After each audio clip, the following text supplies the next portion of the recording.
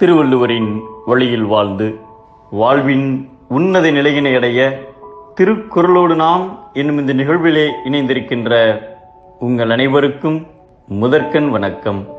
குறள் எண் 864, அதிகாரம் பகை மாட்சி.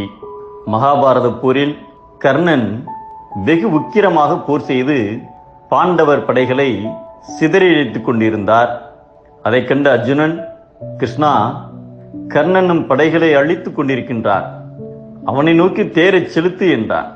அப்போது கிருஷ்ணர், இப்போது நீ கர்ணனை எதிர்க்க வேண்டாம், பீமனின் மகன் கடோத்கஜன் அவனை எதிர்க்கட்டும் என்று கூறினார். அதன்படி கடோத்கஜன் கடுமையாக கௌரவர் படையை தாக்கினார். அதை கண்ட துரியோதனன் கடும் கோபம் கொண்டான். உடனே கர்ணனிடம், கர்ணா, இந்த கடோத்கஜனை இப்படியே விட்டால் நம் சேனை முழுவதும் அழிந்து போகும், அவனை கொல்க என்றார். உடனே கர்ணன் கடோத்கஜனை எதிர்த்து தாக்க ஆரம்பித்தான்.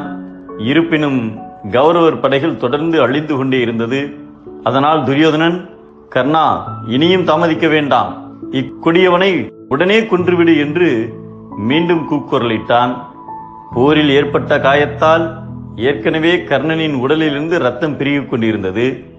இந்நிலையில் துரியோதனனும் மறுபுறம் இப்படி கூவிக்கொண்டே இருந்தான்.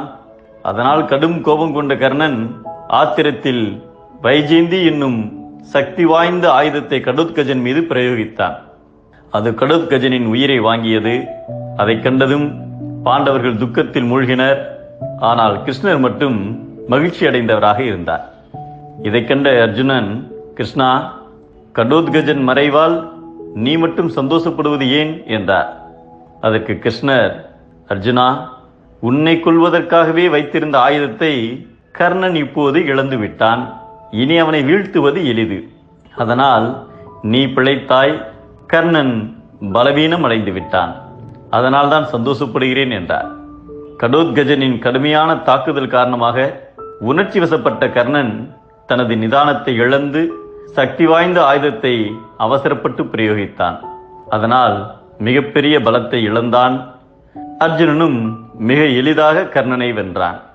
சினத்தையும் மனத்தையும் கட்டுப்படுத்த முடியாதவர்களை எப்போது எங்கு வேண்டுமென்றாலும் யாராலும் எளிதில் தோற்கடித்து விடலாம் என்பதை நீங்கான் வெகுளி நிறையிலன் எஞ்ஞான்றும் யாங்கனும் யார்க்கும் எளிது என்கிறார் நம் தெய்வப்புலவர் திருவள்ளுவர். கோபமும் கட்டுப்பாடின்மையும் வீழ்ச்சி, பொறுமையும் கட்டுப்பாடும் மாட்சி.